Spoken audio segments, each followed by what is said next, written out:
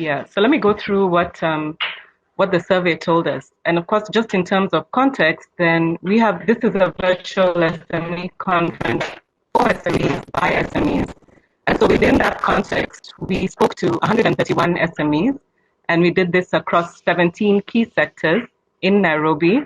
We were able to speak to people as well across the business cycle of below a year to over 10 years. And we were able to do this through speaking to people electronically, interviewing people electronically. So just a quick overview of what our executive summary told us. We spoke to companies and businesses across various sectors. And one of the key sectors that we engaged with was in the financial services sector, which comprises banks, insurance, as well as now telecommunications. And the feedback we got is that SMEs are actually satisfied with the products. They feel that the products have been designed with their needs in mind. As far as payment gateways that we also spoke to, M-Pesa really drives the pack at 95% usage. And my perspective is that this is likely it's for the frequency and volume of the exchanges that we have, SME to SME, SME to our customers. Another key learning we came up with is the importance of the digital platform. Most SMEs use Facebook and Facebook business products, and I'm sure we'll be hearing from Facebook themselves in a short while. And the main reason for that is because they're very simple to use. The other thing that was interesting is that the average SME is actually quite unaware of various services and products that are related to government and para-government agencies. And these include the products for SMEs by the Capital Markets Authority, CMA, the Competition Authority of Kenya, where a number of people didn't even know that the Competition Authority of Kenya exists. And then, of course, the recent Stawi loan that Central Bank of Kenya launched last year. We had a big number of SMEs that were not even aware about this loan and hence obviously have not used it. One of the other things that we found out is that taxation is considered punitive, and I guess that is not a surprise. Among the ones that were felt really punitive were minimum and turnover tax. The recently introduced digital tax, we had about 14% of people who had interacted with it and found it punitive. And of course, overall, then what that meant is that government support generally was not considered beneficial to them. That is, over half of SMEs don't feel that they are being sufficiently supported by the government. However, on a positive note, despite the challenging business environment, despite COVID, SMEs continue to be resilient. And this is something we found out. We did some studies earlier last year, and we've done 2 indices so far. And through it all, we still have SMEs continuing to be resilient and to be hopeful through everything, despite all circumstances. So I'll just pick out a couple of highlights. Like I'd mentioned, we had 2 indices done last year through to this year. And we found, again, a lot of businesses were benefiting from maintaining visibility online. And like I said, businesses remained resilient. And the other interesting thing we found out through our indices in the COVID period was that non-funding needs, your training, your strategy support, these actually were really important and grew in importance for SMEs. And so SMEs are hungry to learn and to build on strategy so that they can grow and not only depend on funding. We had SMEs classify themselves into micro, small, and medium. And we found out that the topmost banks for SMEs are actually Equity, KCB, and Cooperative Bank in that order. And the main reasons they select these banks are convenience at almost 60%. And then we have product customization as well as speed of service, which are at 17 and 11% respectively. It's interesting again that a lot of SMEs are not very aware about the bank SME products. And so we feel that that's just a call to different services, to different financial service providers to just be able to make a bit more noise about what they can do and how they can support SMEs.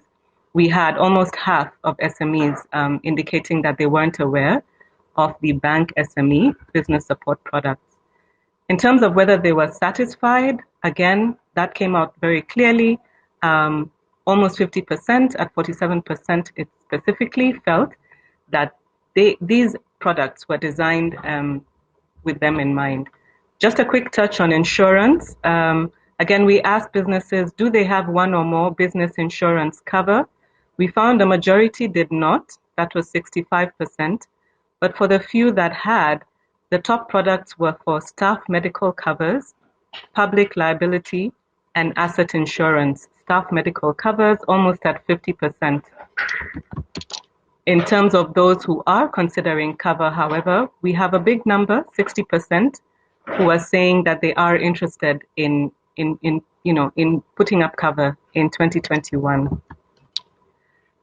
Having a look at your telecommunication providers and the SME relationship, Safaricom tops the list at 86%.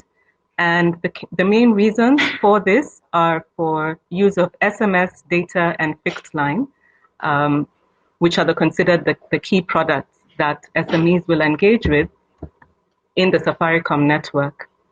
We were also interested to know from payment networks providers what the relationship was like with SMEs. Here, Visa Debit topped the list, and we know that they run a small business hub that encourage SMEs to partner with them. The most common payment gateway, which include your organizations like PayPal, iPay, Airtel Money, 94% use M-Pesa for a payment gateway service, which just goes to the high amount of transactions that happen through the M-Pesa platform. Taking a look at social media, again, as mentioned earlier, Facebook and Facebook Business top the list. We also then have LinkedIn and Instagram not far off. And again, as been said earlier, digital is the way to go. Digital continues to be the way to go, and these remain the preferred platforms. As mentioned earlier, we had a lot of SMEs not being familiar with CMA and with CBK and some of Government of Kenya's products themselves. So when we asked SMEs if they knew about, especially the product, the AIMS product, which is specifically listed for medium enterprises, the knowledge was very low. We had almost half indicating that they were not even aware about this product. Getting a look at the Central Bank of Kenya, we asked again whether they knew about the Stawi loan. 93% had no idea about it, yet it's such a useful product, a credit guarantee scheme, where you can borrow between 30 and 250,000, and as soon as you're applicable and as soon as you meet the requirements, you get that credit immediately. And so this should be something that the banks, the 5 banks who offer the Stawi loan, should be able to, again, to make a lot more news about. Just winding up on the presentation, we also asked our SMEs, what do they feel about the Government of Kenya's support? And some of the examples we asked them were the fact that the MSME Act was put into place in 2012. We asked them about the Youth Fund, the Women Fund, the Fund for the Disabled of Kenya. And the feedback was that, very many people, very many of businesses, that is 55%, felt that they couldn't benefit. They didn't benefit from any of these services. So whether it's Youth Fund, Women Fund out there, these have been talked about by the government, but in terms of benefit to the SME, this is not felt at all, seeing as more than half the SME population said as much. Again, the knowledge of Competition Authority of Kenya was very low. We had almost 50% that did not even know about the Competition Authority and all the services that they offer, including anti-competitiveness, including consumer protection, and coming back into which of these services had been most beneficial, about the half who had interacted with this. The biggest one was consumer protection, and so for SMEs, this was important within the competition space, that they feel protected. And as far as the future of the business in 2021, as mentioned earlier, SMEs continue to be resilient, and so in 2021, we have a third of the businesses claiming that they do see a somewhat better future for themselves. Lastly, as far as taxes that are payable by SMEs, again mentioned before, high levels of taxation, SMEs finding this challenging and punitive, 14% claiming the digital tax had a serious effect on their businesses. And again, it will be interesting to hear from our tax consultant and the rest of the group that is coming in for the next panel discussion, just what their thoughts are around this and how they can communicate the importance of meeting the tax obligations by SMEs. And so that brings me to the end of the presentation. Again, from Amethyst Consulting, you're welcome to visit us at our booth. Karibu sana. Over to you, Amani. All right, thank you very much, Sharon, for that, and thank you for the insights that you've shared.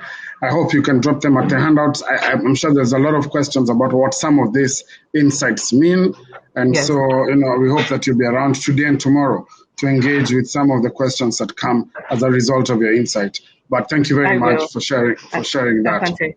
Asante. All right, Asante Sana. Now we're going into an excellent panel conversation right now, and in this panel conversation, we'll be talking about what some of these perceptions mean, and also what are some of the opportunities we can take advantage of.